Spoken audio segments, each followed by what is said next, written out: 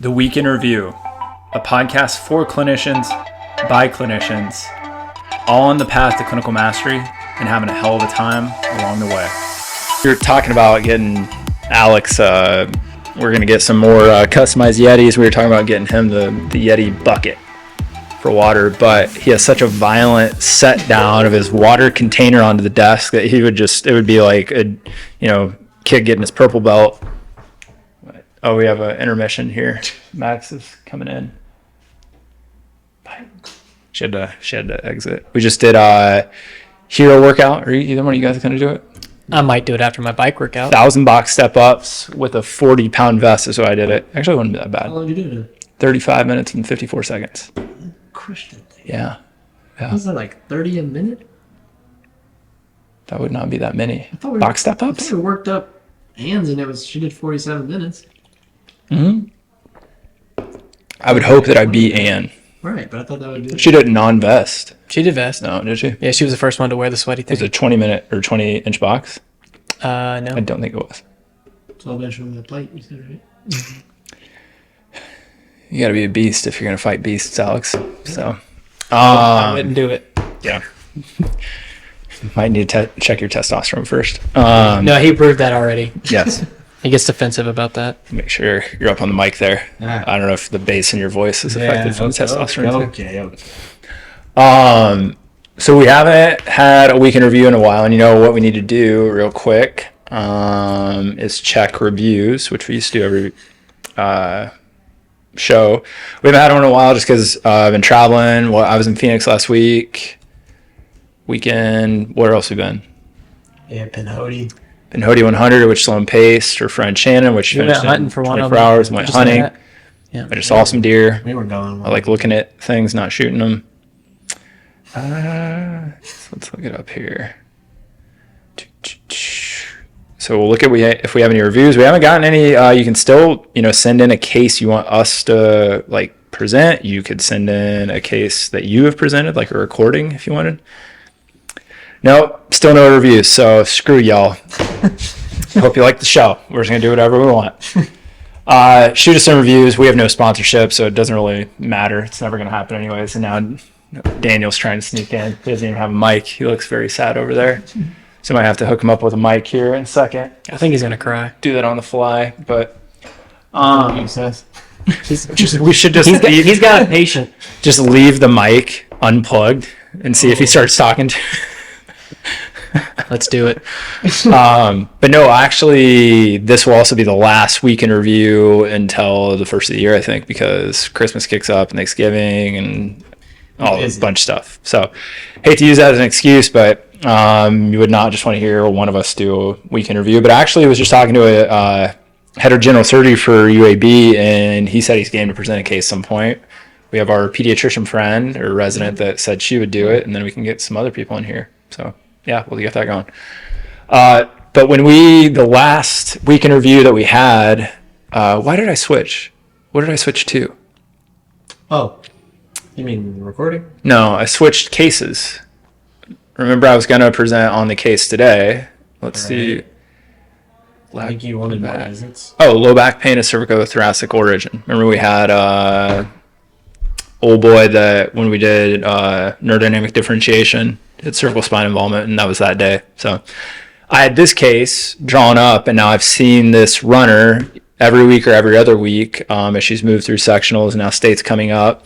And actually, Alex has a runner. So I have a plethora of follow-up visits for this case, which is kind of interesting. So we'll get to see the whole gambit.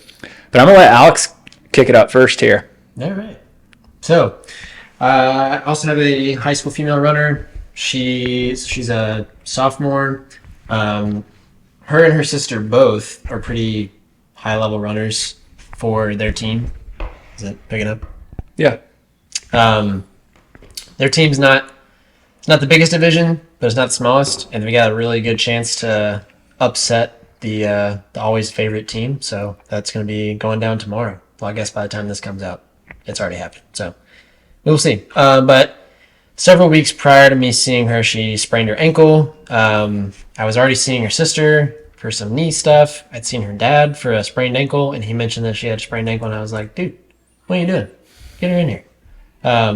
So she sprains her ankle, and can tell just by when she walks in and I see how she moves. She's very limber, sprains her ankles all the time, tends to sprain this ankle, her right ankle, a lot. She's also got bilateral accessory naviculars, but this right one is painful. Now she's also sprained it, so whenever she sprains it, she's like, it usually hurts. She's got bruising on the lateral side, inferior to the malleolus, and then a little bruising on the medial side as well.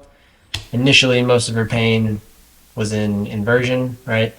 And on my exam, our SFMA DNs, you got rotation bilaterally, multi-segmental rotation bilaterally, extension, and then, sorry, there's like a layer on my thing here. Single leg stance on that side was dysfunctional, painful. So it was just, I assumed that first day it was going to be painful for her to do it. But it was also, in subsequent visits, harder for her to just balance on her right side. So,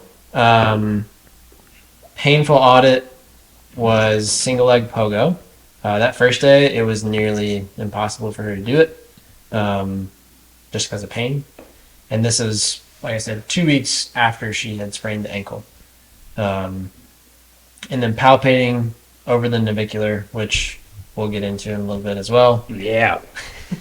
We're going to get into it. We'll let this unfold because we've already unfolded it once, but we'll just reenact the unfolding. Your uveitis kicking in. So, Alex had a swollen uvula. So, functional audit, posterior tib, trigger point on the right.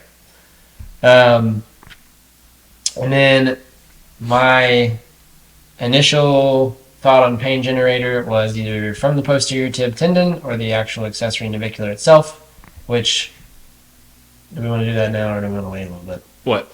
The conversation we had about what it was from, which one versus the other. Well, I think we need to preface it with why are you talking about a pain generator, which we've never really just specifically talked about. Is you can have a pain audit, you can have a functional audit, right? The pain audit was pogo jump. Mm-hmm. That doesn't tell you an injury, doesn't tell you the tissue. Mm-hmm. And again, we're not, when we talk about like this, somebody out there in the chiro world that thinks that, just pain exists without provocation from injury is going to be like, oh my God, pathoanatomic nonsense. But you have to think of or you have to rule out, is there an actual injury first for safety, right? Mm-hmm. Second, you have to be on par with, well, what are you actually aiming your rehab or treatment at, right? It's not just changing the posterior tib trigger point just because, it's, well, why? And we'd have a conversation the week prior to this case of hey, make sure you do your due diligence. Like if you were on the sideline at a football game, somebody goes down and the first thing you do is what? Make sure there's not a legitimate injury, right? Your up, downs, in, out, orthopedic, test. Then you bring them to the sideline, then you get in a little further, mm-hmm. right? And then if they were going to go to the PT to work on that injury, that gets a little bit different too. So I think that's the breakdown of why I karate chopped the quarter having Alex. And so all if you notice the pause, we'll see how good my editing skills are, see if we notice anything. It could be different than what we were saying is make sure you have a pain generator. In this case, it was to the cord. And now back to Alex's case. Yep. So what we were kind of talking about that day was, like I said, she's her foot's very mobile and she tends to lean into the inside of her foot. Is she hypermobile or just her feet? I would say she is, just in general. Did you Baton criteria stuff or no? Just like most of her range of motion she's just really flexible. Her and her sister both. I would say her older sister, a little bit faster. She also has a little bit better stability strategy than I think her younger sister does. Which, she's younger, but mm-hmm. She also has a background playing, she played volleyball and basketball, whereas the other sister just ran. Mm-hmm. So the ability for her to control her foot kind of in the coronal plane, which we were talking about with the muscles in the medial and lateral compartment of her leg. Yeah, let's get that out of harm's way. For her to be able to control, how did you describe it? Like a horse? Yeah, it's the reins on a horse. Yeah. So coronal plane motion is largely controlled, but nothing is a muscle in singularity, but posterior tib on the medial aspect and pronatus longus, pronatus brevis on the lateral aspect. So that's what we initially kind of started working on, but on a lower level, just kind of how I would with an acute ankle sprain. For the most part, get it moving, ankle car, and then some plantar sits to force her into more plantar flexion. I mean, we know this, but why do we typically go after plantar flexion instead of just dorsiflexion first go around? Right. I guess my understanding of it is kind of like I relate it to the low back. Like if somebody's kind of limited in flexion, pushing through extension a lot, and it kind of opens up the whole range. And then the last thing we did that day was we used a clock drill, right? Just single foot planted, trying to work her feet through if she's in the middle of a clock, getting the outer range of the motion, keeping that foot stable. That was office and homework because at that point she's kind of in the middle of the season and wants to get back to be able to race sectionals and then state.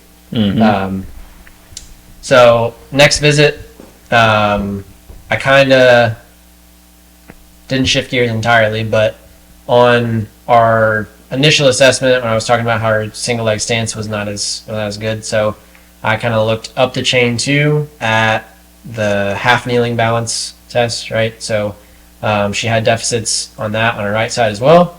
So I had her go through just some intra-abdominal pressure, checking how well she could breathe, which was not great, but wasn't terrible. And then went through and worked on a low oblique sit on that right side, which did change how she stabilized in that half kneeling balance test. And I kept her homework from what we were doing last time for her ankle, and then we added in the low oblique sit that day, which I eventually came back after we talked about it and was like, let's just keep focusing on the ankle. But why? But back up. Why did we kind of pick that apart and come to that conclusion? Because I didn't have a good reason why I went for the hip. But back up into the diagnostic, like the data of why, just in case somebody missed it. Because we were focusing on the tendon. When we went single leg stance, right, was not great both sides, correct? Or was right worse than left? Right was worse than left. But then it wasn't any different going down on her knee, was it? The right was worse than the left. Okay. Yeah. Okay. The other thing that we mentioned was like you said you had no range of motion loss in the hip, you had no trigger point loss in the hip, you just have trigger points down in the posterior tib, and then you were like, I'm going after the hip. Yeah. So it's kind of like why did we do that when all of our findings are all below the hip, basically? Which I don't disagree with the finding of the half kneeling stance if it's off, that you're like, hey, you're taking out body parts, you're like, oh, it's still not great. Yeah. But acute ankle, acute injury, maybe it's like, okay, get the ankle ramp back up. Because what do we also know happens immediately after an ankle sprain? Like research-driven data. The rest of the proprioceptive Inhibition of the posterior chain, in particular glute max. Yeah. It's like you could be seeing, I'm not saying that's the case, right? You could be seeing that in that half kneeling, that it's that close, and it's just, that's not her norm. That's just post-injury. Yeah.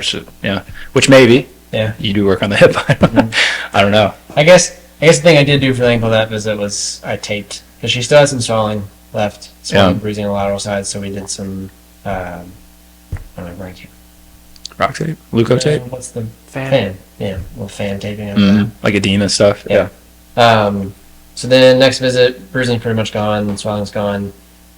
We go back to working stuff on the foot with kind of activation of intrinsic foot musculature with a short foot exercise, and I tried to incorporate that a little bit into a short workout, like just an easy, some double leg pogos, because I think at this point, double leg pogos didn't hurt. And is she running?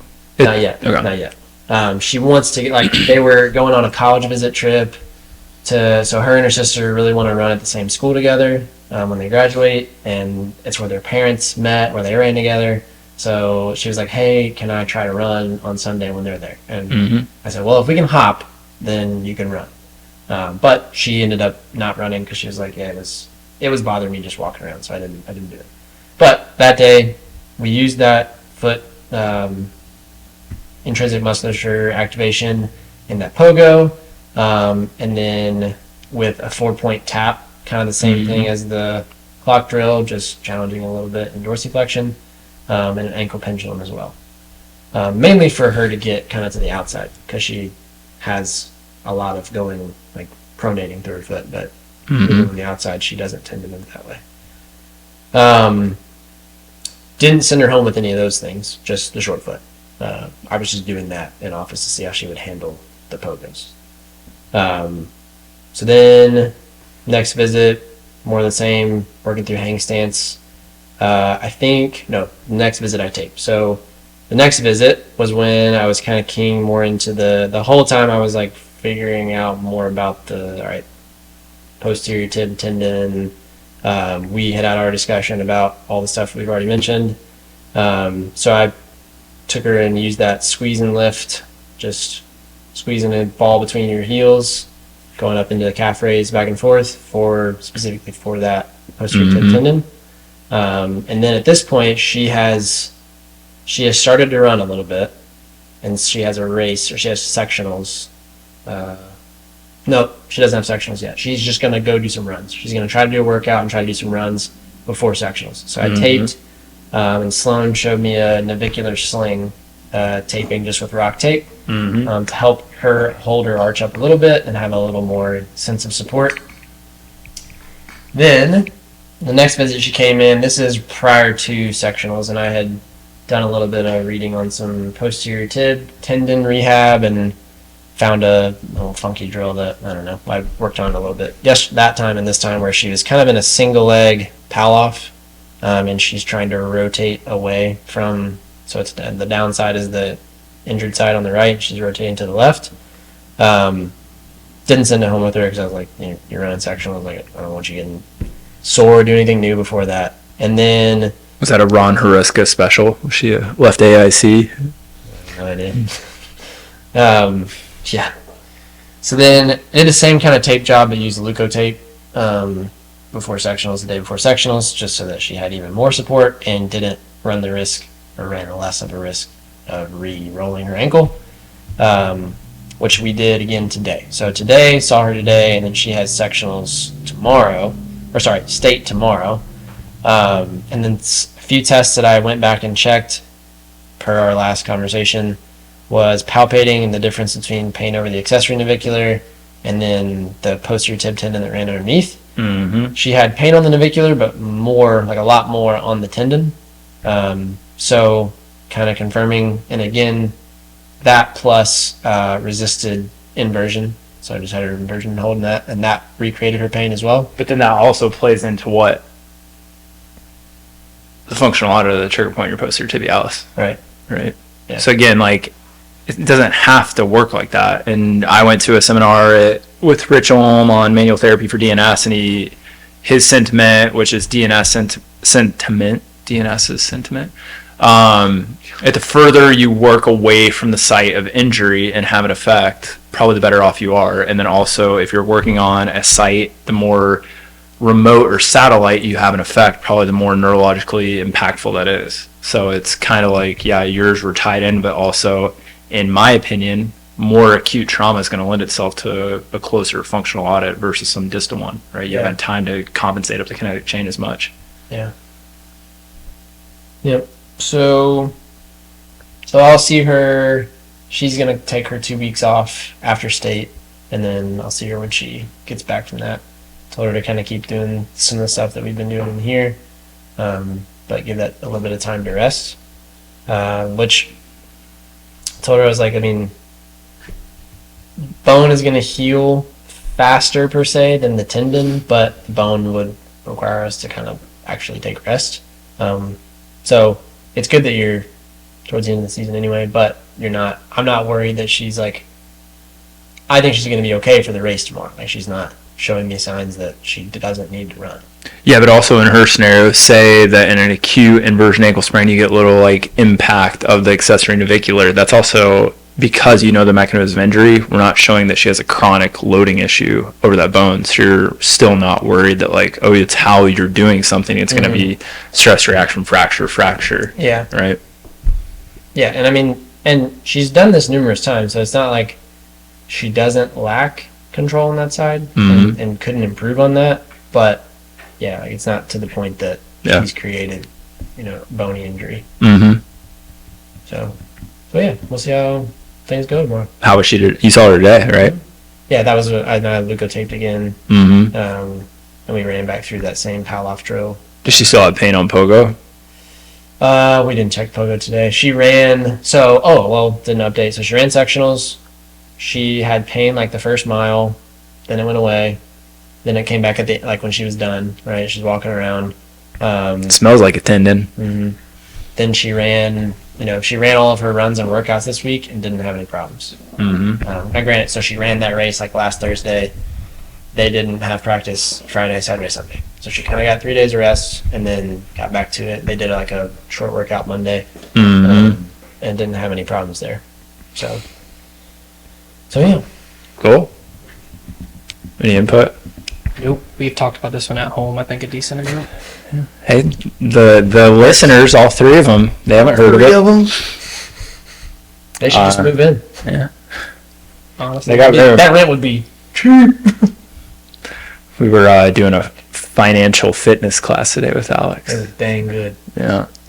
We will not be doing one of those on Weekend Review. Can we do All right. one with me? I need to figure out. 1 year. Seth has Alex had a 10% column, a 20% column, 10% column, or 2%. Seth has a 10% column Legos.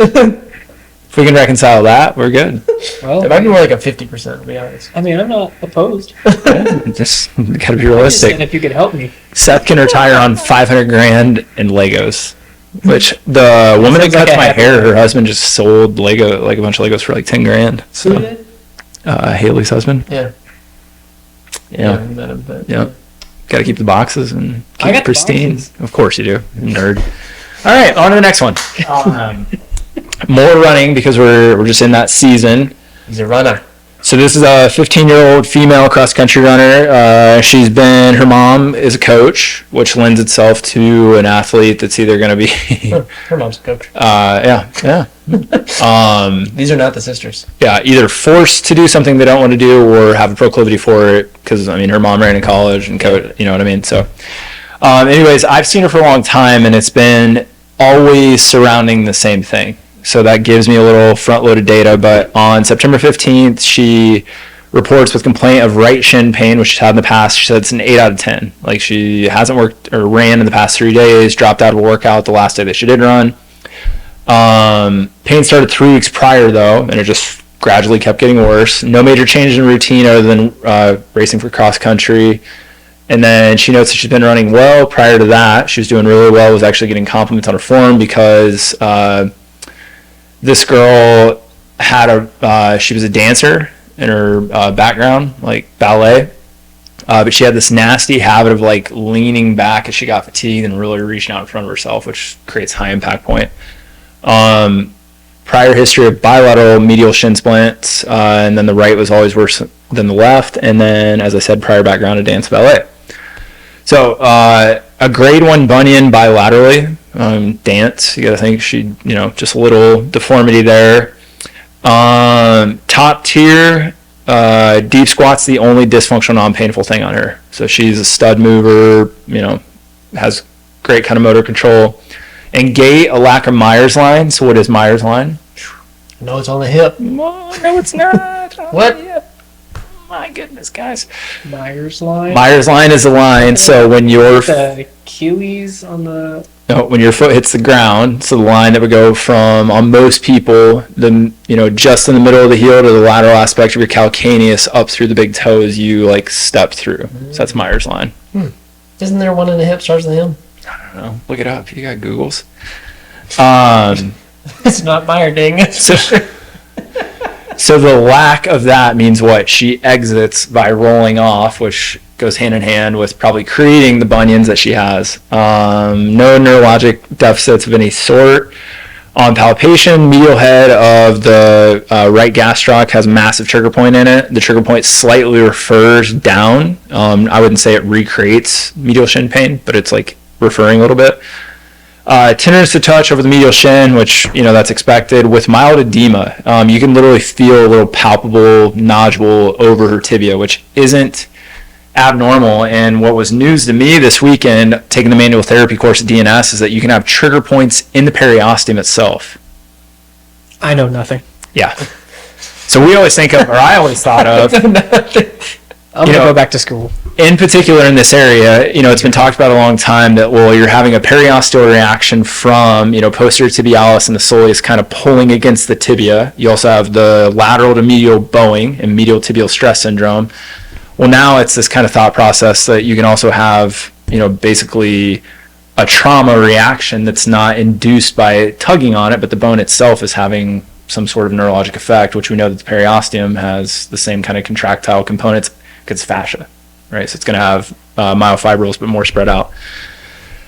So does that mean we're gonna get a bone trigger point chart? What it means is, we needle the periosteum, but then in that scenario, what do I do? You're going to see needle that point, which I was just doing that because I was like, hey, we need a reaction here, but then it makes sense if you think of it like a trigger point. Now, this is DNS lingo of calling it a bony trigger point. Maybe there's I don't know, the mechanism's different. Perkins line was what I was thinking of. Perkins line Shin. I could see how that's close. Good buffet. Yeah, cool. I think because it looked like an M to me, like when you go from left to right on the top. Yeah, I gotcha. Whatever. Did you look up Myers line though? No. It's a good one too. I just wanted to prove my... Right midfoot pronation restriction. So even though she has a bit of a bunion, that's where she stops her motion and then exits out her big toe, which then increases what?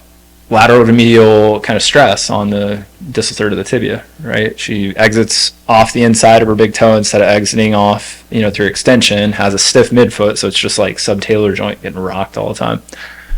Orthos, resisted ankle inversion, reproduced pain at medial shin, right? So what are we thinking in that scenario?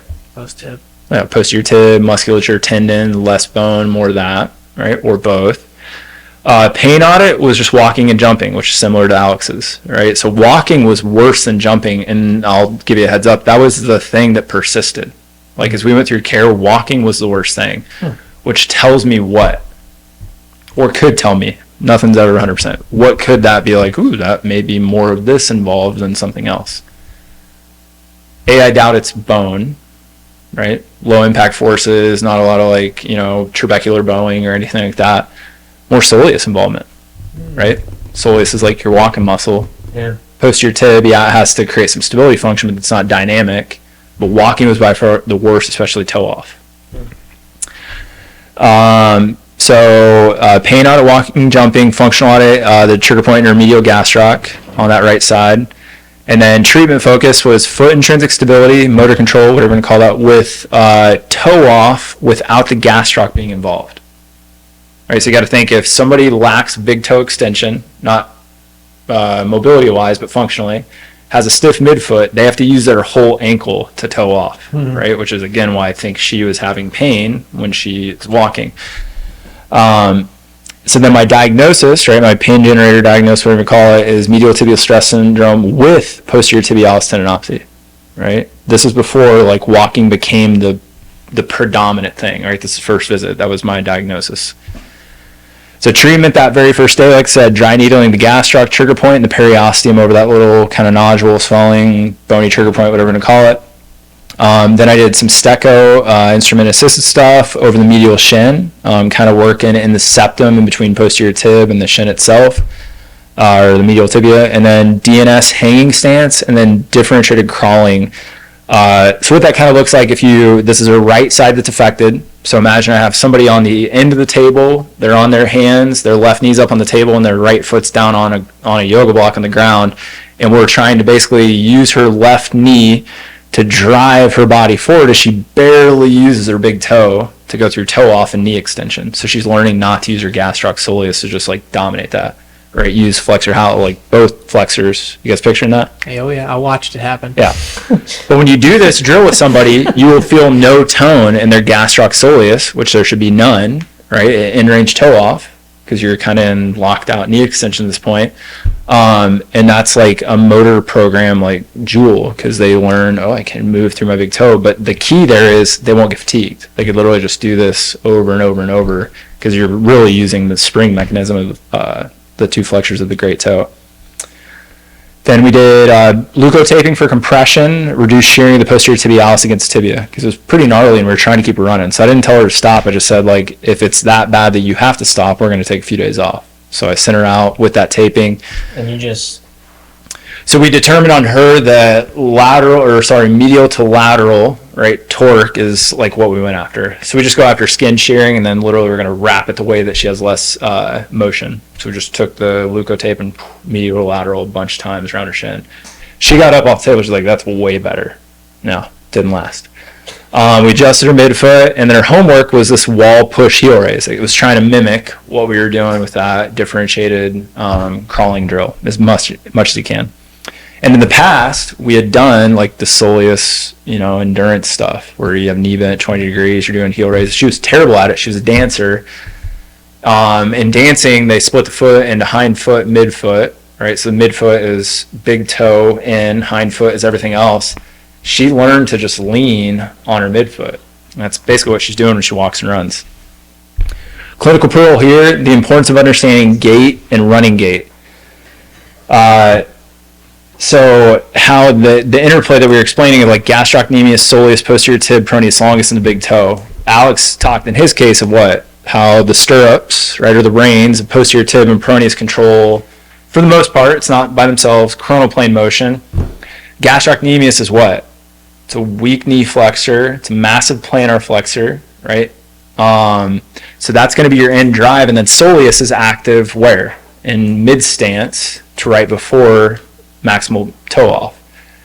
So even watching somebody's gait and asking the specific questions, whether it's walking or running, like, where does it hurt in your gait? Because everybody's like, it hurts when I walk. Well, so when your heel hits as you're transitioning through your ankle, and then you could use that as a test. Well, hey, let's do a little ankle mob, where your foot stays flat, and does it hurt while you're doing that? Does it hurt while you do a calf raise? Does it hurt if you do a heel drop, right? So you can kind of pick the gait apart or break it down and kind of get down to your differential diet too.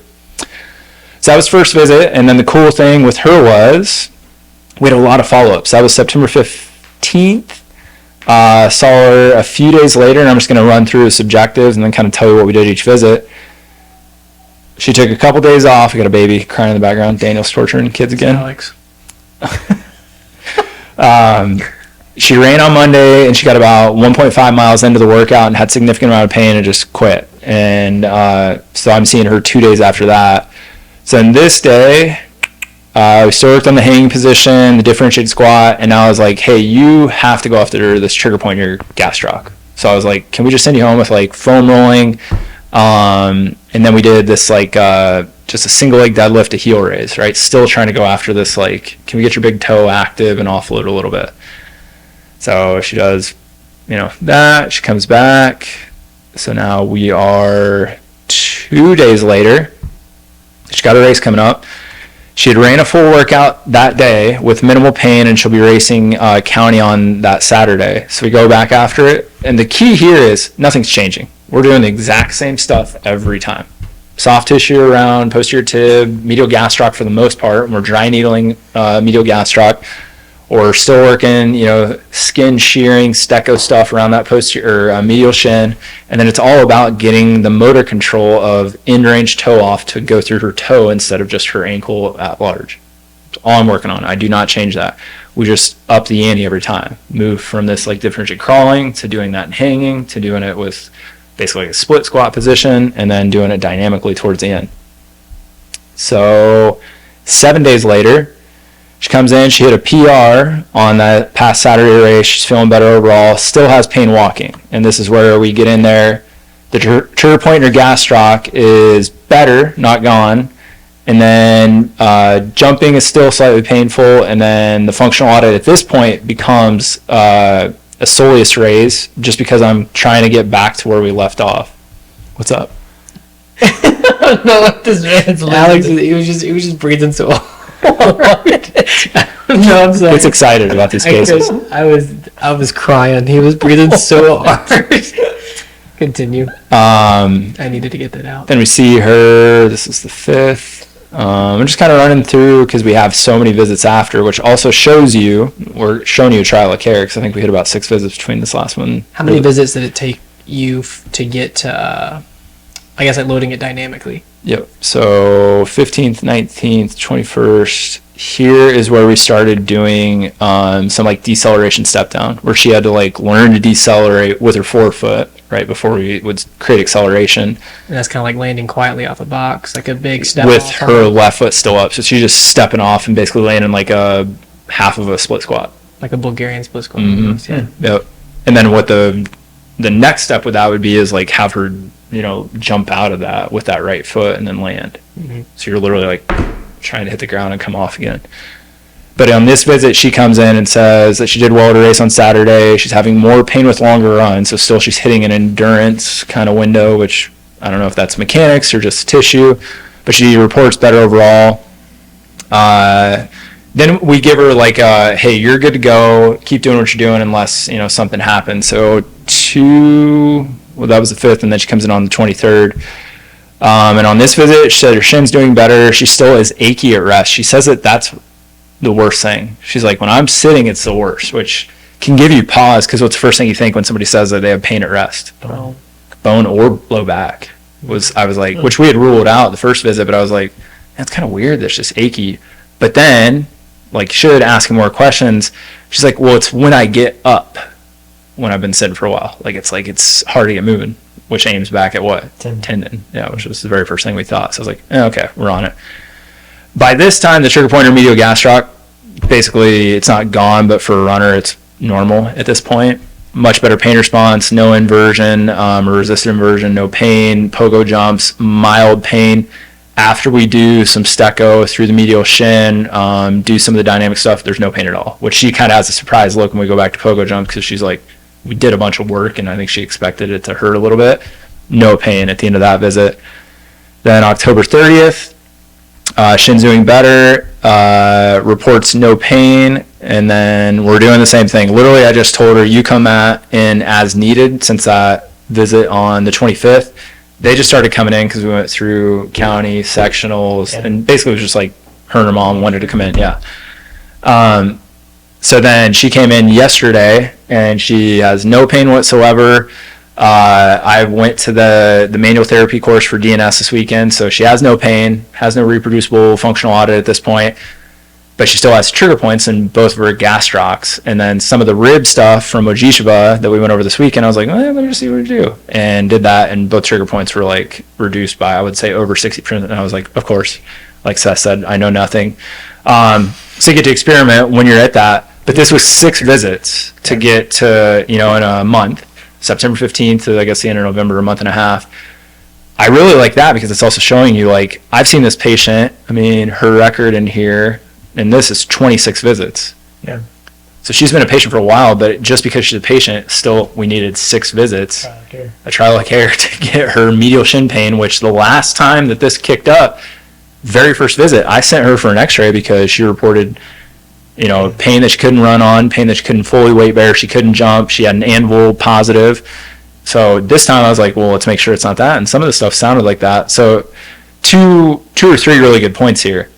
Doing your due diligence with the exam, regardless of previous stuff, not just jumping in, it's the same thing, right? Second, it is the same thing, and you're managing these cases as she grows and runs more and gets more powerful. So it's, and then also showing like you need time. It's not, I knew exactly what her mechanical representation or presentation is. It still took time for the tendon to calm down.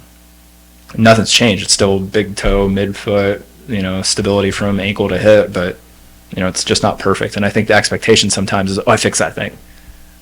No. And I remember telling her mom and her that way back when, that this is something you're going to constantly be working on, because it is a big challenge for her to use her foot in the fashion that we keep, whatever you want to say, coaching her on or rehabbing her towards. So I just really like that case, because if I went back through her chart, well, here, let's go back to, you have to load and Jane. I just want to see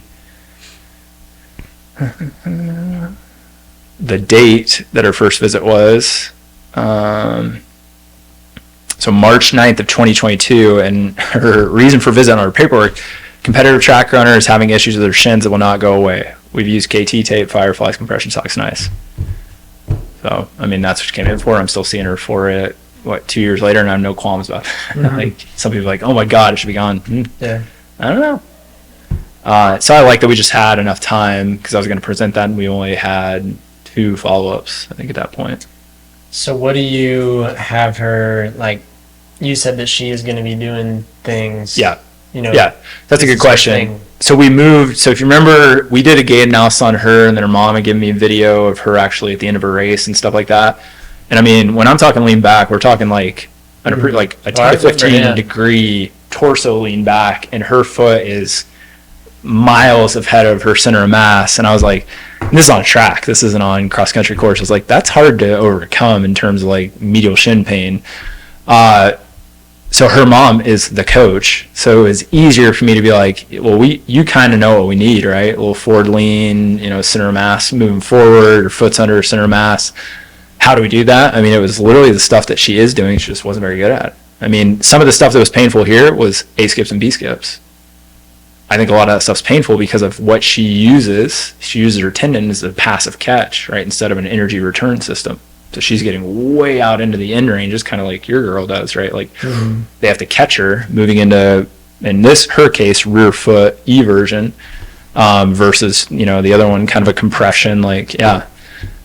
So do you have her thinking about doing something while she's doing those drills? Like, how is she knowing that, okay, I'm doing my part by actively working on making sure that I engage my big toe and not just let it do its thing? Yeah, I try not to coach that too much. So remember we kind of went through way back when soleus endurance stuff. You're trying to check like fundamentals off. Then it went into foot intrinsic stuff, which we started with here again. Can you, toe yoga, can you get reoriented with your toes? Can you use them in things like a split squat calf raise?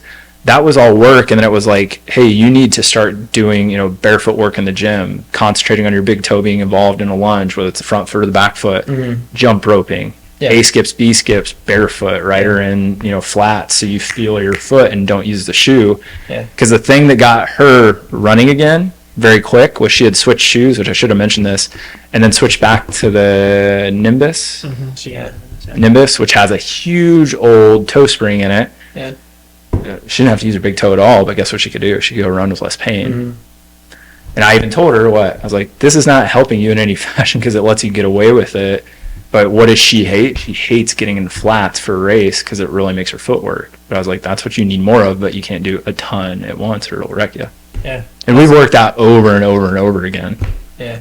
That's what I want people to hear, because I know you're not telling people to think about using their big toe more when they run, but when do they do it? When do they work on it outside of that? Gym drills. Yeah. Jump rope is huge. Like training people how to actually like use springs and not their calf, which is like this girl. I mean, a lot of people have a rocked up medial gastroc that are runners. I mean, this was like, you're just flipping over. She could feel it. She could also tell how much different it was from like me working at foam rolling it and all that stuff. Simple fundamental stuff. Can't use your foot and like take care of your soft tissues after practice. Goes a long way. I think the other thing, like, running is a very that's very tough to change on somebody. Oh yeah, because it's so like programmed in you. So it's like, I think we talked about it at one point where it's like, if I'm trying to maybe like change how their big toe like moves or like how much range of motion it has, like if you give it just like 1 degree more, let's say, of range of motion, like that might be just like the kickstart to them, having like an amazing career and no injuries after that, because you open up just like a small amount. Like, we're always looking for like these huge, massive changes, but like when it comes down to actual fundamental, like sport specific, like it might not be just this like, goodness, that was groundbreaking. Very excited at this point. He's pumped. Maybe I'm making a good point. Let me know in the comments. Well, in the Seth's point, I mean, this is an article that got dropped in my box the other day. It says, I'll put this in the comments. Foot strike run retraining for patients with patellofemoral chondral defects, a case series. This is a military case series. I can't remember exactly how many people are in here. I'll look it up, but a decent amount of people. The thing here is this, where you got to get into the methods, is the time. They're only following people for a month after telling them to switch from a rear foot strike to a forefoot strike, which I thought we were over this crap. But what they saw is by switching in a month, what do they see? Which is, it's novel. They're saying it's less impact, which now there's also studies of, well, is it the impact or is it how you handle the impact or weaponize the impact? They saw a 63 to 70% reduction in average and peak vertical ground reaction force. That doesn't mean it's going to reduce injury, reduced impact. That's I think gets confused. And then it says modification of foot strike pattern from rear to non-rear foot strike during running for individuals with patellofemoral chondral defect can reduce the magnitude of impact loading with potentially limits decreased progression. They're saying of patellofemoral chondral defect. These findings suggest that foot strike and run retraining may be a feasible strategy to reduce pain. So again, this literally just came out October 31st, 2023. This is crap. I mean, this is a crap research article. You don't have enough time to follow them, right? You need to go out 6 months and watch these people, probably half of them, blow their calf out, have posterior tibialis, have Achilles stuff, have stress fractures in their foot. And then we'll be like, oh, they did decrease, because what do we know happens? You switch knee and hip stuff for shin and ankle and foot stuff. And I realize we have to do these kind of studies, but I thought we were way beyond this stuff. So that's where people get confused, because then they'll see this and be like, oh, this is what I'll do with my athletes. You also said it reduces just like ground impact forces. It's like, okay, yeah, we took maybe the bone out of the equation, but I thought you have so much else that's going to have to take over that load. That's a very good point. Yeah, what's decreasing the impact? Yeah, like your it's not just your foot being under your center of mass. Because then you're going to start getting to like ligaments, and it's like, okay, well, if we had them go like run on a trail or something like that, where you have to, you're reducing alter ground, terrain, and then you have alter terrain. It's like, well, now we're just asking for like someone to blow like an ankle out. But they're also having to do these studies in the military because people's feet and shins and everything are just getting blown to pieces because people are just generally unhealthy. So, yeah. But then come down to the point, just find a shoe that's comfortable and running it. But try not to change your running form. Change you first. Yeah. Any last closing comments? Daniel's mic doesn't work, but he might got go. one. Just glad to be here, guys. I don't know if you heard that, but I don't think they could hear it, actually. He said he wish he wasn't here. We need some reviews.